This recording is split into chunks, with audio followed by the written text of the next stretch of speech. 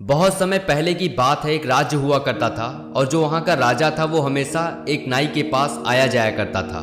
वो नाई के पास अपना मसाज करवाता, अपने बाल बनवाता और ऐसे ही उसका आना जाना वहां लगा रहता था। लेकिन राजा हमेशा एक बात नोटिस करता था। वो देखता था कि वो जो नाई है वो बहुत खुश रहता था, हमेशा उछलता कूदता रहता था, गाना गाता रहता था, उमंग से जूझता रहता था। तो राजा को बड़ी हैरानी हुई कि मैं इतना बड़ा राजा हूँ, इतनी धन संपदा है मेरे पास, लेकिन ये छोटा सा नाई इतना खुश कैसे रहता है?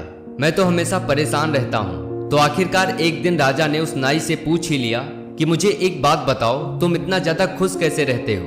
तो नाई ने मुस्कुराते हुए सीधा सा जवाब दिया कि राजा साहब, आप जितना मुझे देते हैं मैं उतने में ही संतुष्ट रहता हूँ और खुश रहता हूँ। मैं उससे ज्यादा की कामना नहीं करता हूँ और ना ही मुझे उससे ज्यादा की इच्छा है। इसलिए मैं हमेशा गाता रहता हूँ और जितना है मेरे पास उतने में खुश रहता हूँ और भगवान का शुक्रिया अदा करता हूँ। लेकिन राजा को इस बात पर यकीन नहीं हुआ। उसे लगा कि इसकी खुशी का कोई और कारण है। तो राजा ने ये सारी बात अपने मंत्री को बताई। तो मंत्री ने कहा, राजा साहब, वो नाई बिल्कुल सही कह रहा है। उसकी खुशी का यही कारण है कि वो 99 के चक्कर में नहीं फंसा। तो राजा ने कहा कि इसका क्या मतलब हुआ? तो मंत्री ने कहा, मैं आपको बताता हूँ। तो मंत्री ने राजा के साथ मिलकर एक योजना बनाई और उस नाई के घर के आगे 99 सोने की मुद्राएं रख दी।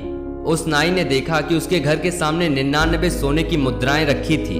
उसने देखा कि ये 99 मुद्राएं हैं। वो परेशान हो गया कि कोई उससे उन्हें छीन न ले। उसके पास पहली बार इतना धन आया था, लेकिन उसके मन में एक इच्छा आई, क्यों ना मैं इन्हें 100 मुद्राएं पूरा कर दूं। उसके बाद अगली सुबह से नाई दिन रात मेहनत करने लगा। उसे बस एक और स्वर्ण मुद्राएं चाहिए थी। वो परेशान रहता, वो दिन रात काम करता रहता। तो राजा ने जब उसे परेशान देखा तो राजा ने उसे पूछा कि क्या बात है, अब तुम उतने खुश नहीं हो? आखिर ऐसी क्या बात है जिसने तुम्हें परेशान कर दिया? नाई ने राजा को साफ साफ सारी बात बता दी। फिर राजा मुस्कुराने लगा कि मंत्री ने बिल्कुल सही कहा था, तुम 99 के चक्कर में नहीं फंसे, तुम्हारी संतुष्टि ही तुम्हारी खुशी का कारण थी। तो राजा ने उसे साफ साफ सब कुछ बता दिया कि वो उन्हीं की योजना थी और अब वो 99 मुद्राएं तुम रख सकते हो, लेकिन परेशान होने की जरूरत नहीं है। तुम उसे 100 करने के चक्कर में मत फंसो। तो नाई ने कहा कि राजा साहब, मुझे बस एक और स्वर्ण मुद्राएं चाहिए, उसके बाद मैं संतुष्ट हो जाऊंगा। तो ये छोटी सी कहानी है, लेकिन हमें ये बहुत कुछ सिखाती है। भले ही इस कहानी में हमने नाई को 99 से 100 मुद्राएं करते हुए देखा, लेकिन ये सारी बातें हमारी जिंदगी पर लागू होती हैं। हम जैसे जैसे बड़े होते हैं हमारी इच्छाएं बढ़ती रहती हैं।